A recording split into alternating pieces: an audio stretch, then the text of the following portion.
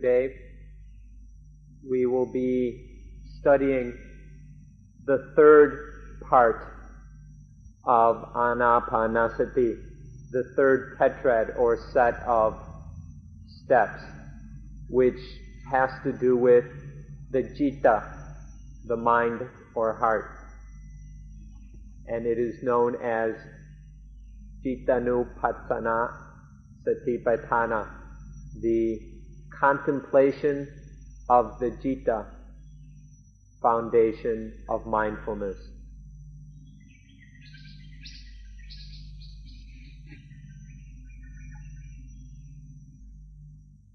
Before we discuss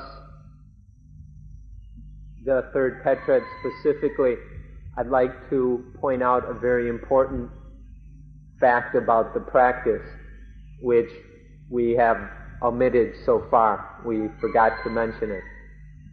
This point is that every time you sit down to practice Anapanasati, every sitting or session of Anapanasati begins with step one. Every session begins with step one, the long breathing, or the experiencing of the long breathing, and then moves to step two, and so forth.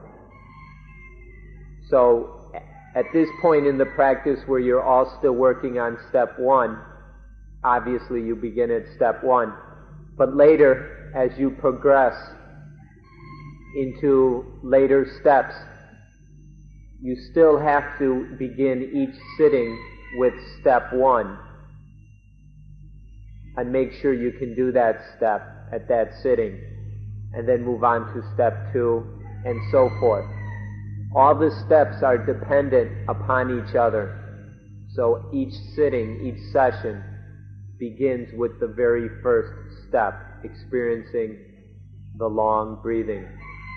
If you're not able to do the first step, then there's no possibility of you being able to do any of the further steps. So this is a way to help avoid self-delusion by always beginning with step one.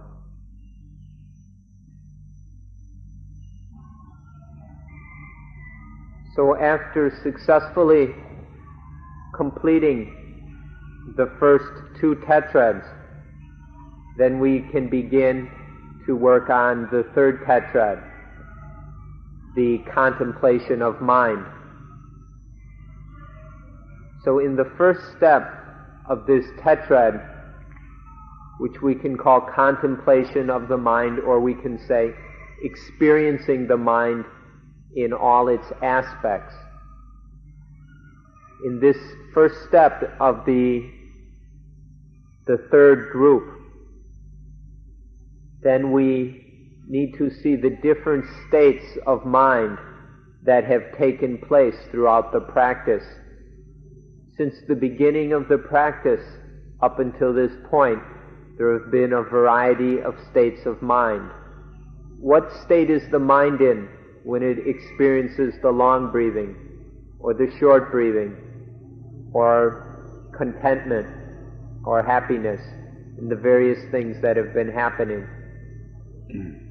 To contemplate this, the state of mind, to experience these different states of mind while breathing in and breathing out, is step 9 of the 16 steps, or the first step of this third tetrad.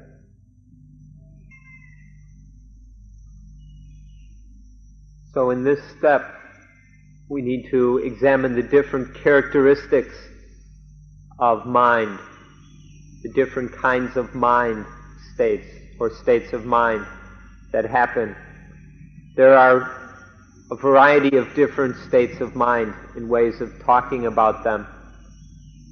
The traditional way of doing that is to speak in the following way, which is the mind experiencing, or does the mind have lust, or is it free of lust? Is there lust or not?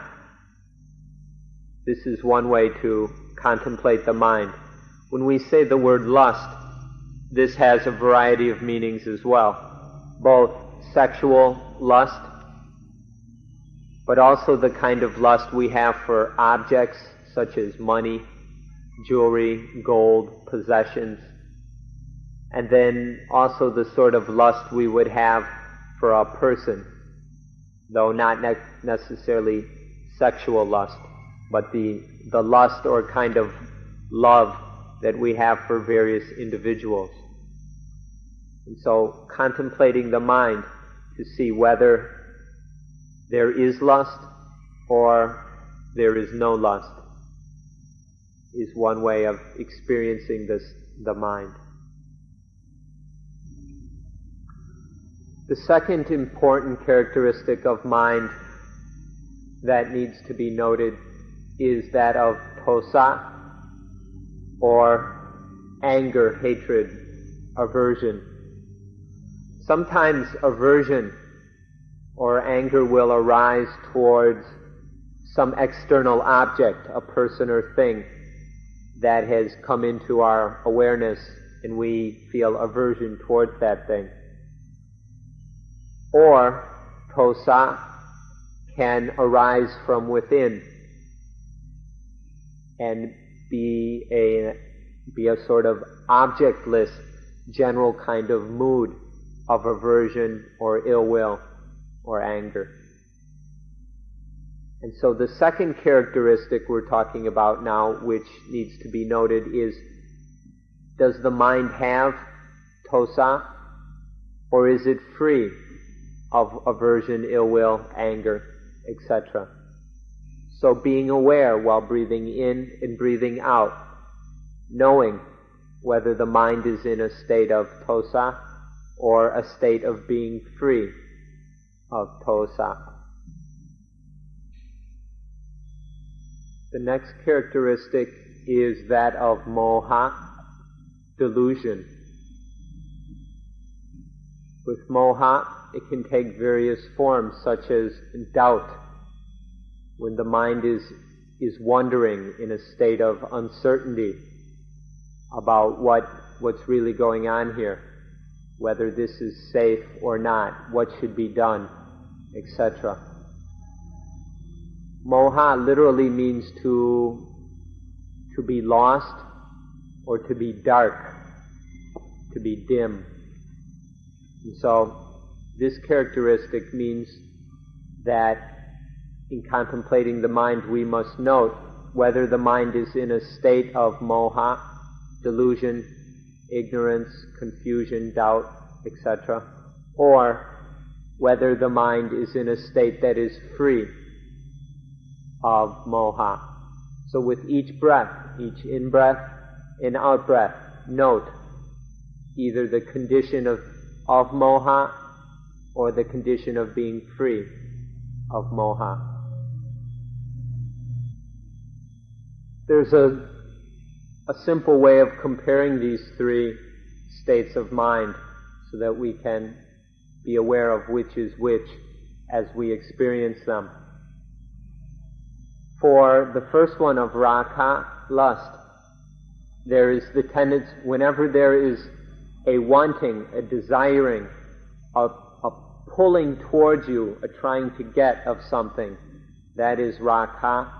It's a positive feeling, trying to get, wanting to have. This is raga. For tosa, it's the opposite of that. Tosa is wanting to get rid of. It's trying to knock things away, chase things away, up to the point of even wanting to kill something, to get rid of it. This is very negative. And then for the third, moha, it is neither the wanting to get or the wanting to get rid of, the trying to get rid of, neither positive or negative, but it's a confusion and not knowing about things the way they really are. And so it's like the mind is running around in circles around the thing, not knowing what to do, not seeing whether this is right or wrong, good or bad, etc., according to reality. So these are the three, this is the basic characteristic of each of these three kinds of mind states. The desiring, positive kind of feeling, the averse, negative feeling to get rid of, and the uncertain feeling of running round and round. These are raga, tosa, and moha. Next, we can talk about agitation or restlessness of mind. So we contemplate the mind and experience and note whether it is in a state of restlessness or not, whether there is restlessness or whether restlessness is absent.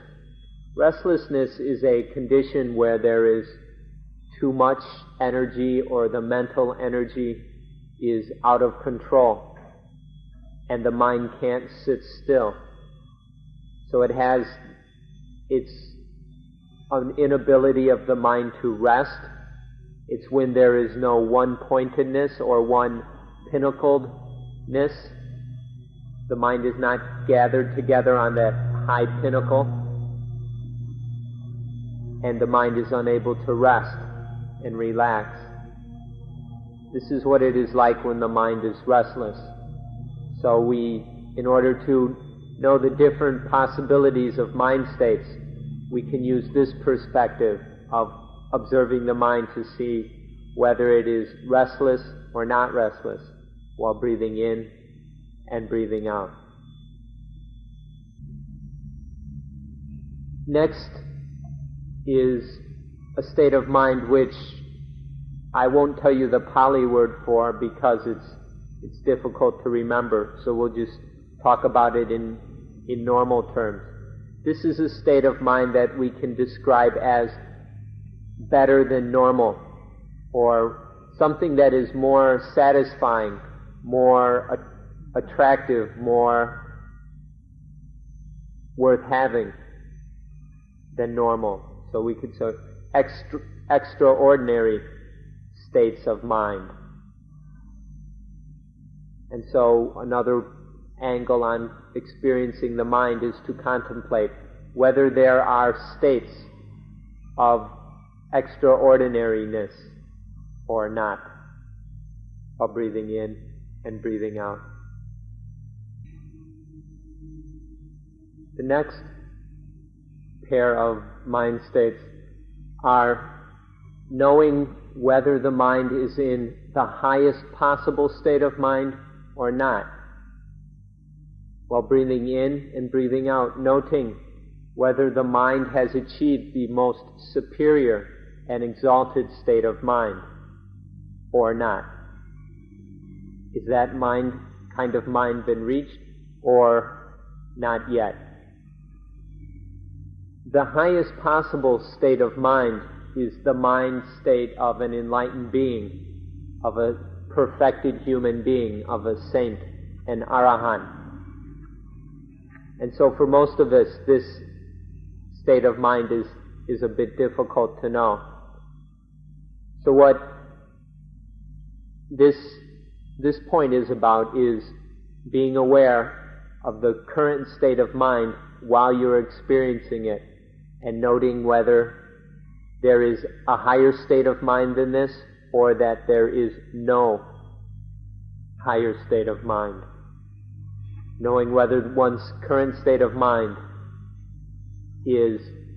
has a higher state of mind or has nothing higher than it.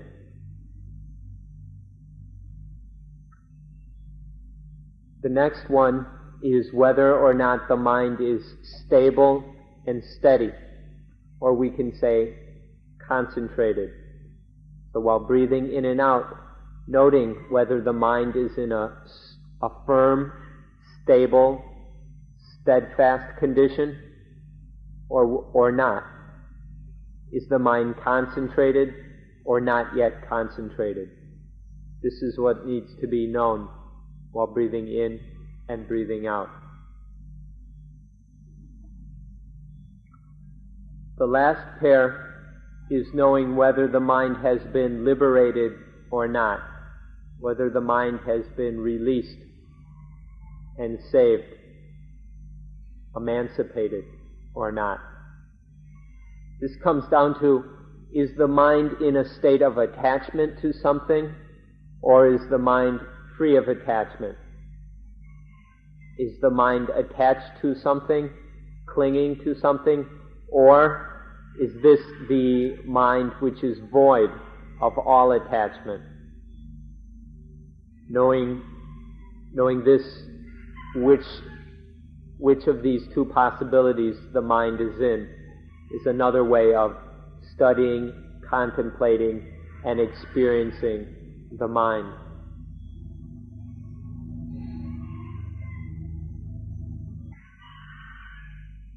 The point of contemplating the mind in these different ways is to enable us to fully know the mind, to know what kind of states of mind tend to arise.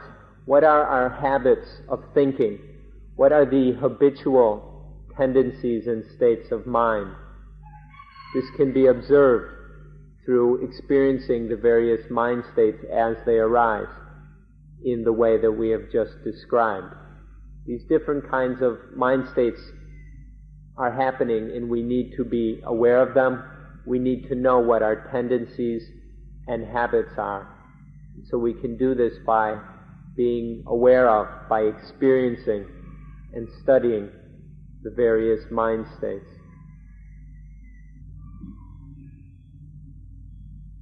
Up to this point in the practice, the mind has been very well trained in different ways.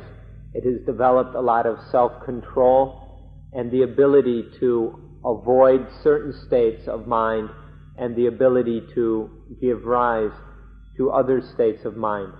Particularly in the second tetrad, the mind developed the ability to both be independent of the feelings, but also to have control over the feelings.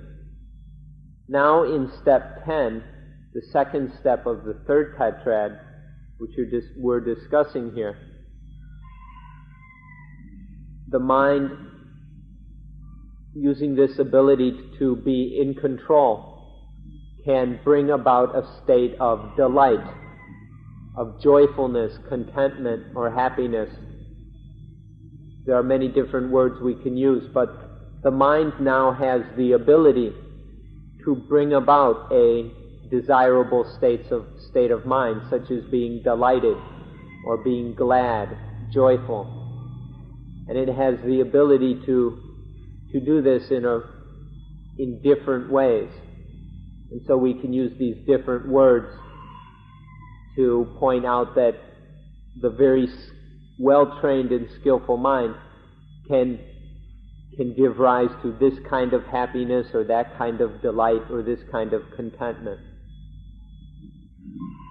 Doing this and then being aware of that state while breathing in and breathing out is what step 10 is about.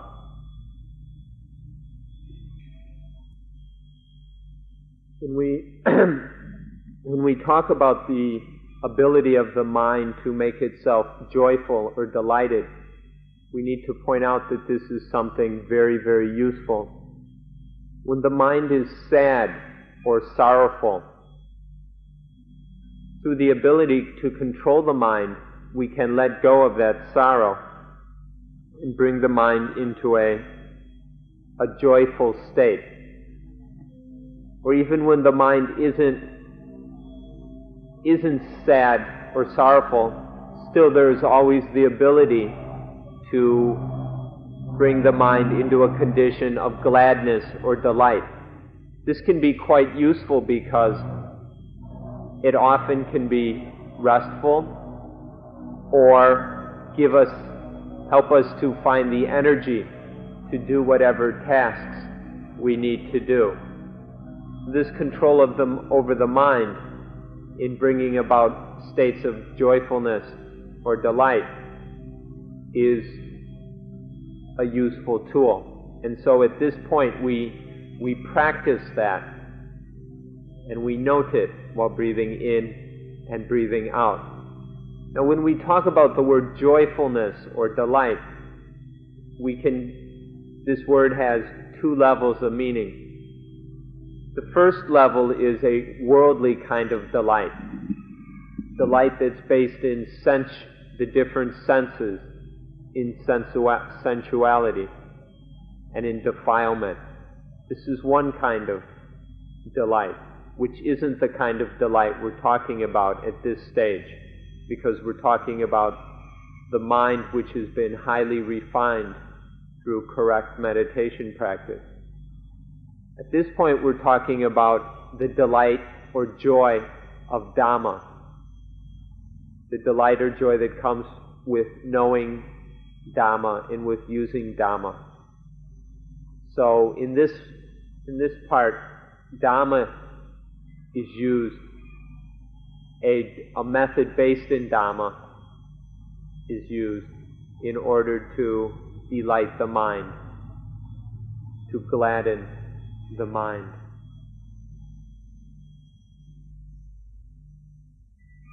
When we talk about gladdening the mind, delighting the mind, or giving rise to a state of joy, the way this can be done is by understanding what the cause of joy is. Joy comes from being successful, from completing some activity successfully.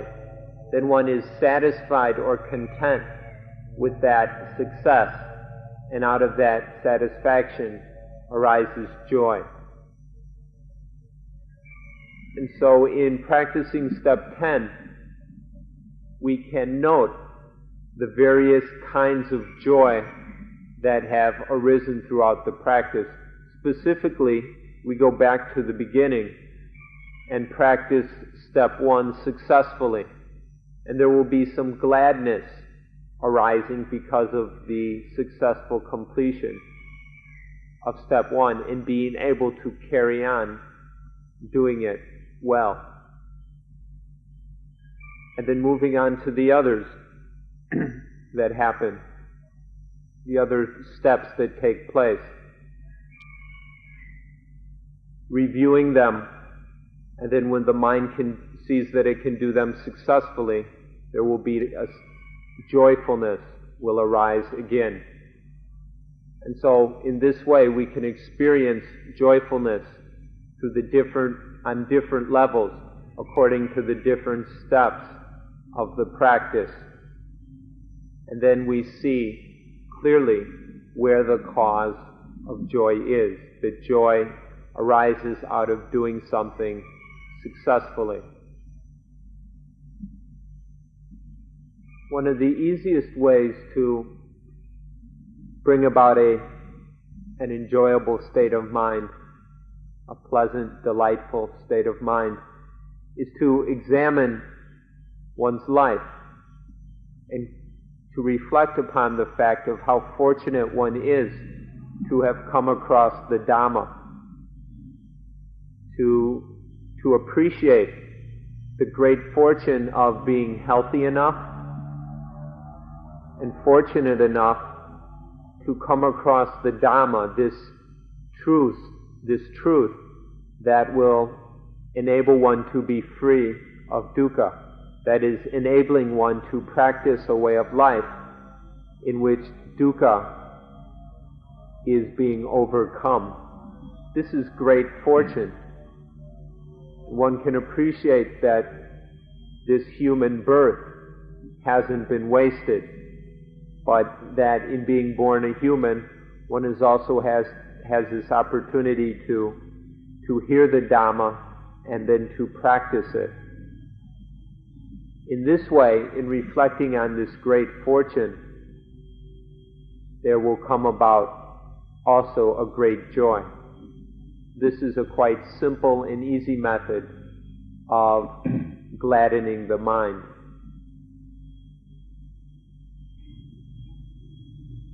When we are certain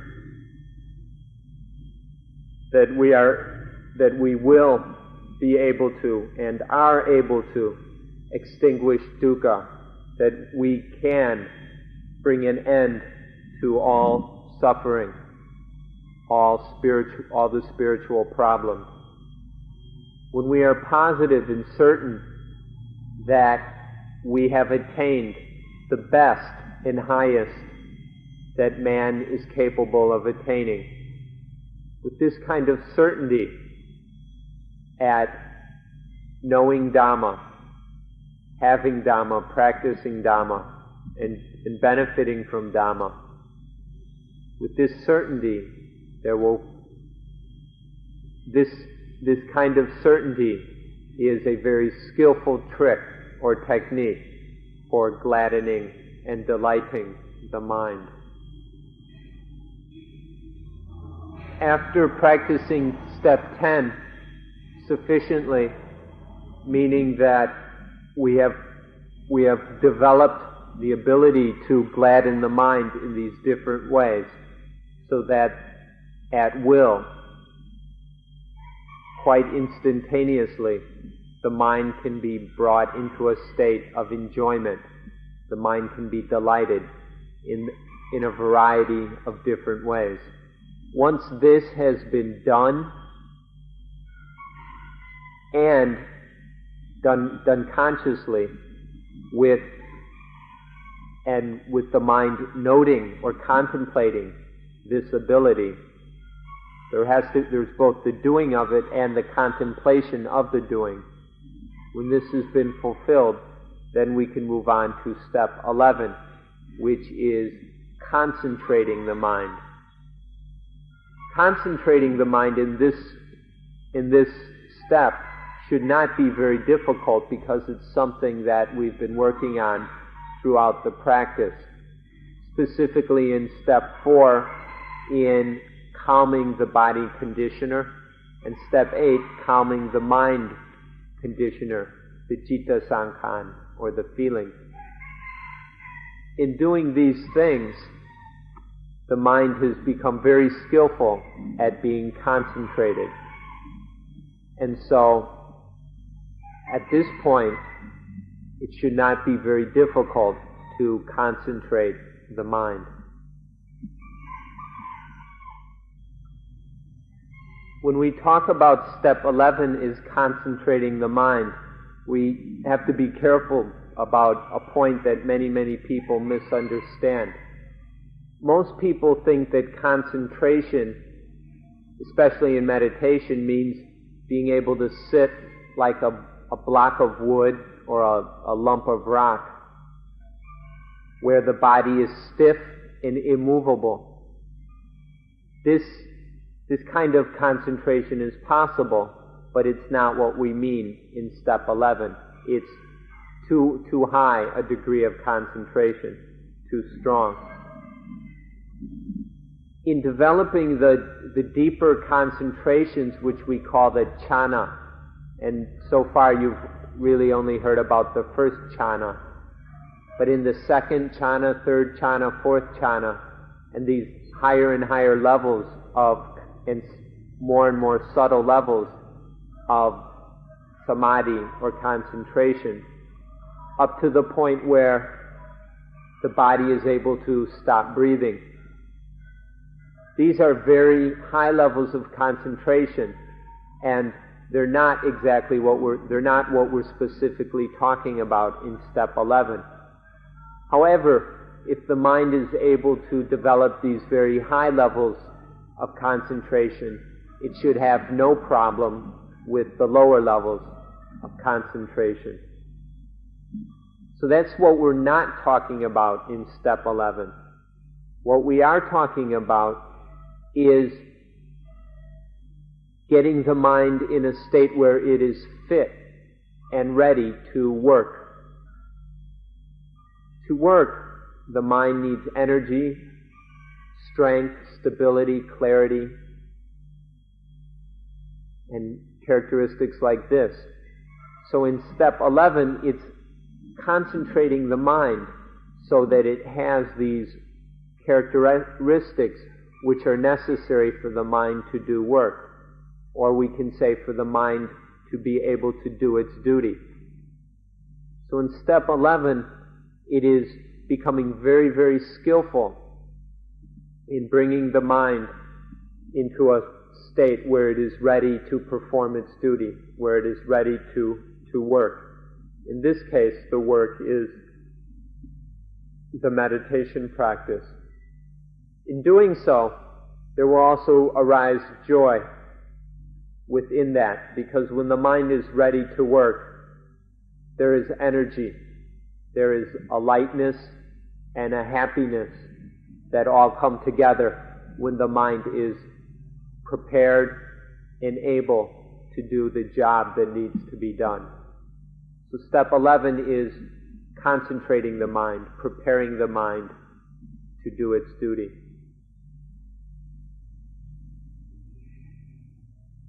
The state of concentration which is correct and proper has three characteristics which provide us with a very simple tool for judging our concentration and seeing if it is proper and balanced. The first of these characteristics of correct concentration is called samahito. This is a state where the mind is firm, steady, and stable, where it is fixed upon one thing.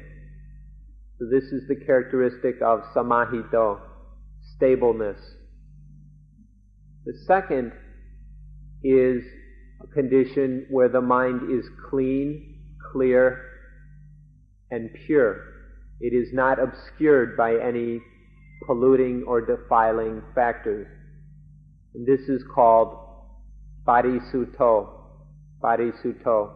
purity or pureness.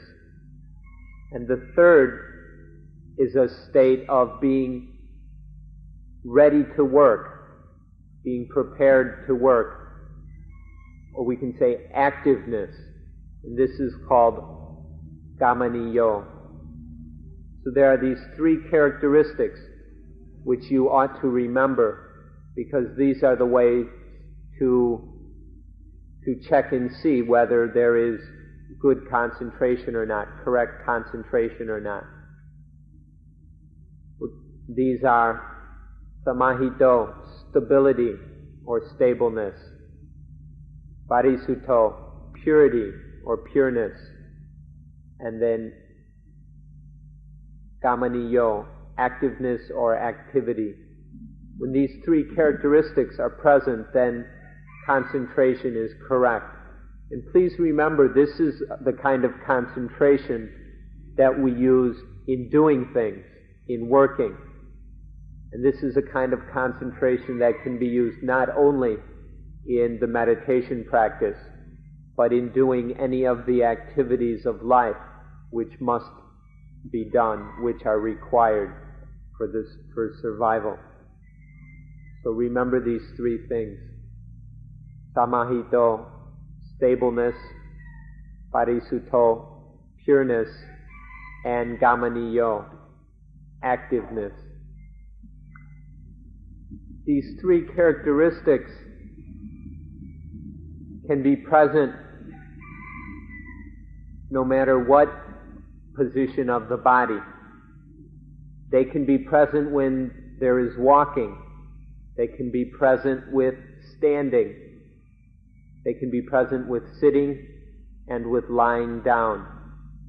Not just in the one sitting meditation posture.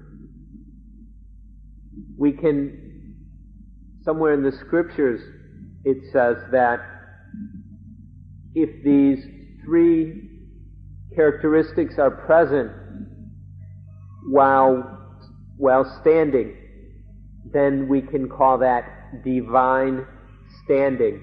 That is a kind of standing which is divine. It is on such a high level or exalted level that we can say that it is divine. D-I-V-I-N-E. If these three characteristics are present while walking, then we can say that it is divine walking. When sitting, if they are present, it is divine sitting. And when lying down, If these three are present, then we can call that divine lying. So obviously, concentration isn't a matter of sitting like a lump of rock or a block of wood, stiff and rigid and dead to the world. The essential thing about concentration, when these three are present, is that the mind is ready to perform its duty. And the true duty of the mind is to know more and more on higher and higher levels from moment to moment. So when we're talking about concentration, we're talking about these three characteristics of mind in whatever position or activity of the body, so that the mind is ready to know, to learn, to develop, and to grow in wisdom.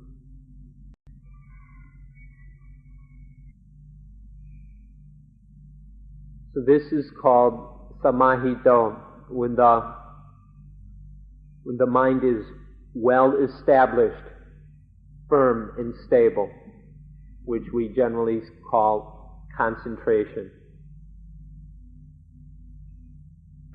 In the scriptures it says that when the mind is well established, firm, stable, and concentrated, then the mind is prepared to see all things as they are.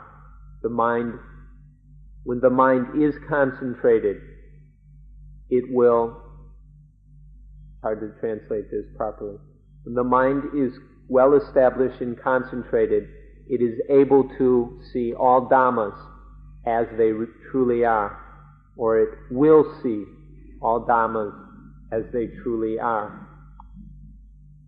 So the concentrated mind is the necessary requirement for insight and the development of wisdom. This is what we're really talking about when we're talking about concentrating the mind, about samahito. If there are any problems in life that need to be answered, if these problems are within the mind, these questions, and if the mind becomes concentrated, then the answers to these questions will arise by themselves, because the concentrated mind sees things as they really are. This is the most important meaning of concentrating the mind, which in step 11 of the practice of Anapanasati, we develop great facility and skill in concentrating the mind. And while practicing this skill, we also are contemplating and experiencing that so that it is fully understood.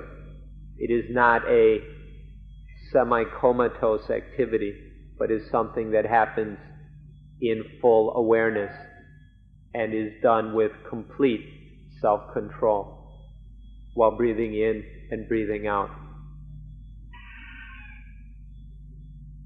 As you begin to experience and become aware of these three factors of stability, purity, and activity, you'll see that the three of them are interdependent and inseparable.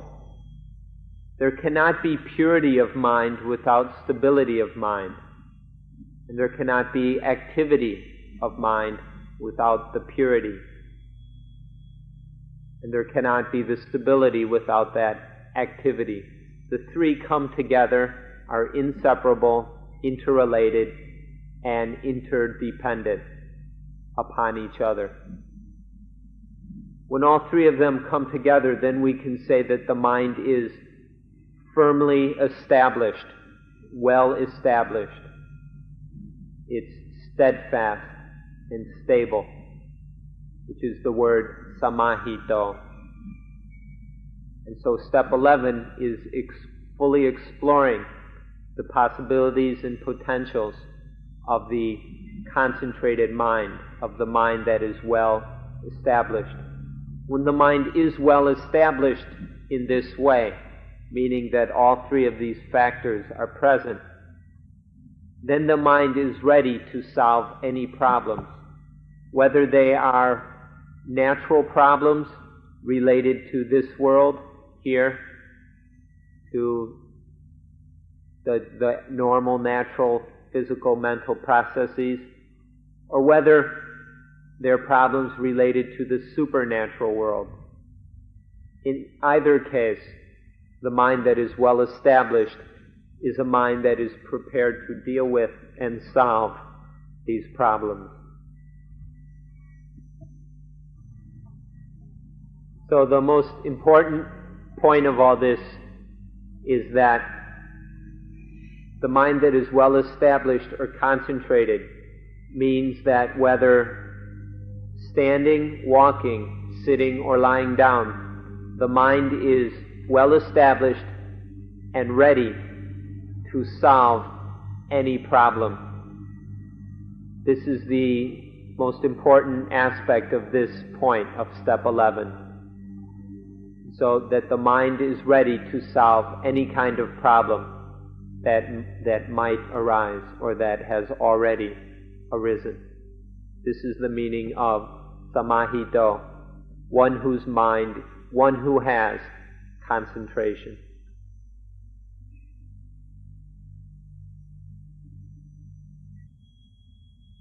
When step 11 has been fulfilled and the mind has been well established in concentration, that includes those three factors, then it's time to come to step 12. Step 12 is liberating the mind, freeing and releasing the mind. This means that the mind there are a variety of things which the mind is clinging to, and things which are clinging to the mind. And none of these things are useful. None of this clinging is of any value. So in step 12, the mind develops the ability, practices on liberating itself, or in being liberated. We can see that this liberation has two aspects. On one hand, it is the mind lets go or releases all these things which it is attaching to. On the other hand, we take these things away from the mind. We get these things to let go of the mind. And so the mind both liberates itself and is liberated from these things which it has been attaching to. All these objects of attachment are let go of. They are released, and then the mind is liberated. So step 12 is this liberating of the mind. To understand what happens in step 12, we need to understand one very important word. That word is attachment. So let's take a little time to understand what is meant by attachment. When we talk about attachment, we're speaking of a mental process, of something mental. However, to describe it, we're using words from the physical, the material realm. We're using words like clinging to, grasping at, clutching at, holding on to, or attaching to, which are all literally physical activities. But we're borrowing these words from our physical material vocabulary and applying them to mental things, to this mental activity of clinging to, clutching at, grasping at. So be clear about this. The easiest way to summarize the meaning of all these words, of this mental activity which we call attachment or clinging, is regarding something as I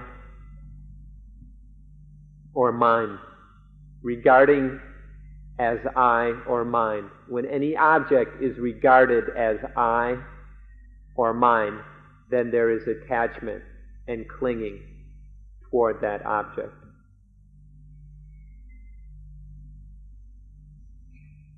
As far as the means of practicing this step, number 12, the way to do it is to contemplate, examine, study, scrutinize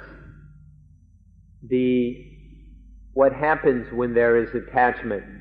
When the mind is attaching to something as I or mine, see the penalty, the pain, the difficulties, the problems that result from this attachment.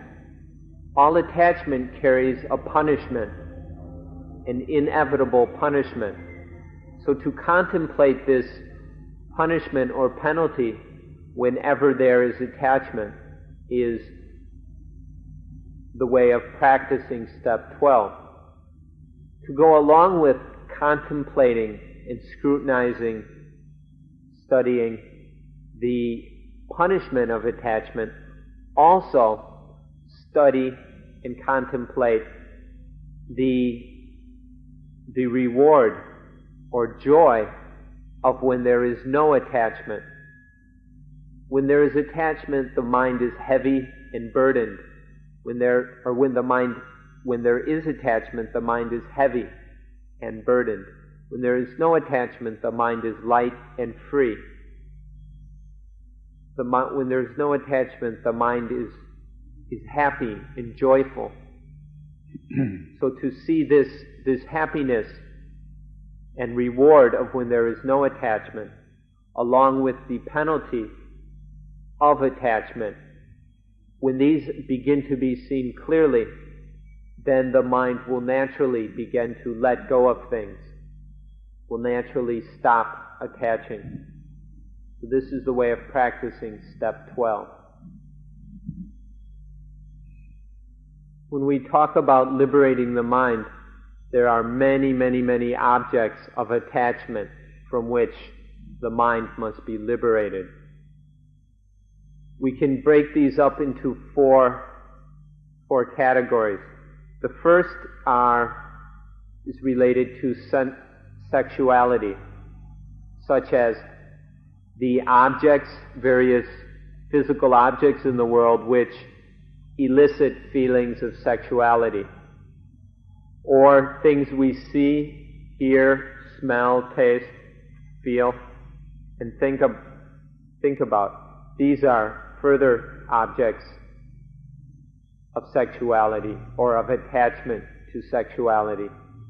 And then the kind of thoughts that we can get engaged in regarding sexuality. So, one category is attachment to sexuality.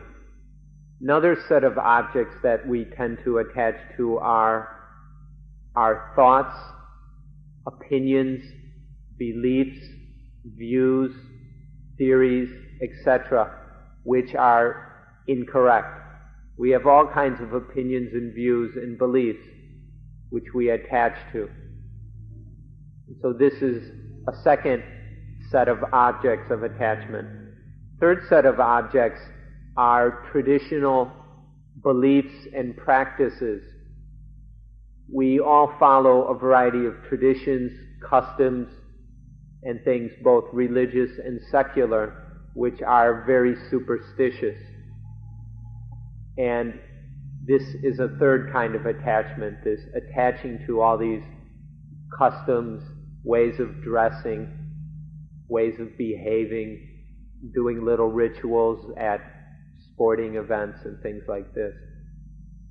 The fourth category of things which we attach to are all the things that we attach to as I or mine.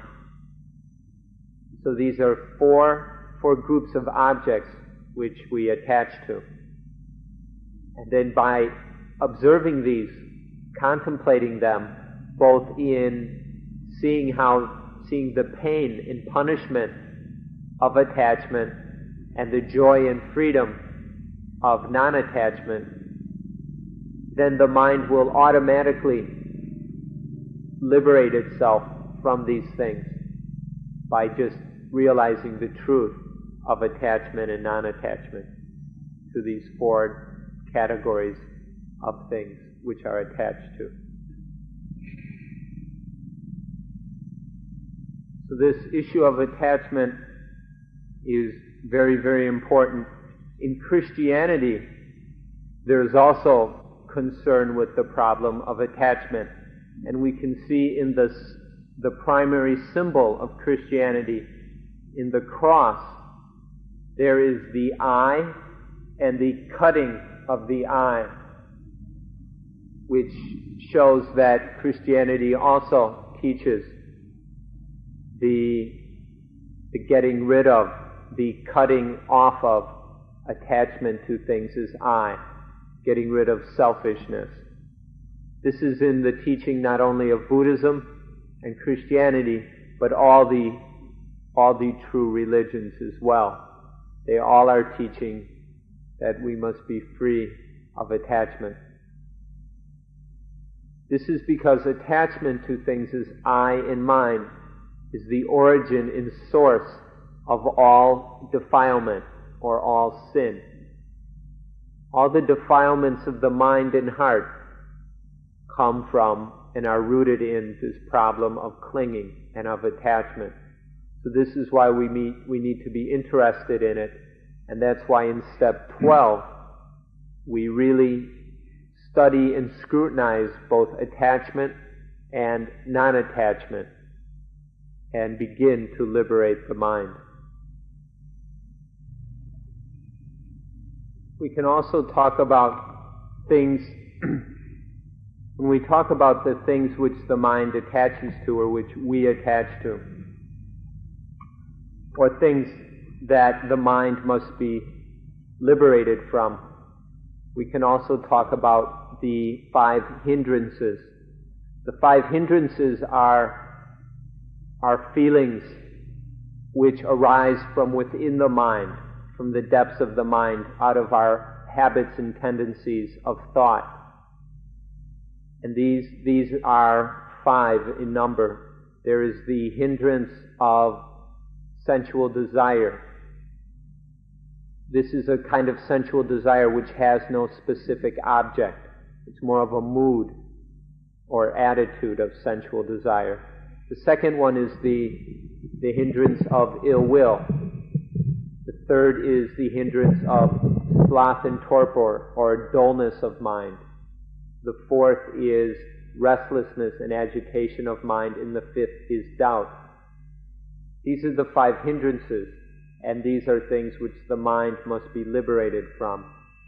There are also the kilesa, or defilements, which are usually termed to be lopa, greed, tosa, anger and ill will, and moha, delusion. Or we can say liking and disliking, or all the different pairs of opposites, the various dualities, such as good and evil, winning and losing, advantage and disadvantage. These are the different things from which the mind must be liberated.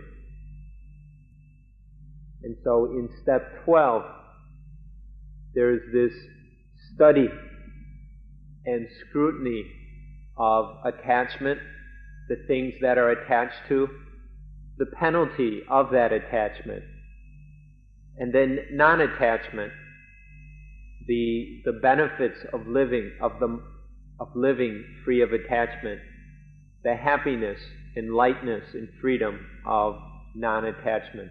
This is all studied, and as these are studied, the mind will naturally release and let go of all these various things. Liberation will begin to happen naturally. So this is step 12, the last step of the third tetrad. So this third tetrad overall is a study of the mind, studying of the citta. First, experiencing all the different states of mind. In step 9, the lustful mind, the non-lustful mind, the angry mind, the non-angry mind, and etc. And then Delighting the mind is step 10. Learning how to make the mind glad. Bring it into a state of joyousness. The third step is concentrating the mind, establishing the mind in firmness so that it is ready to do its duty. And then the fourth of this tetrad, or step 12, is releasing, liberating, freeing the mind. In carrying out these 4 steps, the mind has been studied and trained in great detail. So this completes our discussion of the third tetrad of mindfulness of breathing. Time is up, and we will end today's lecture at this point. Thank you.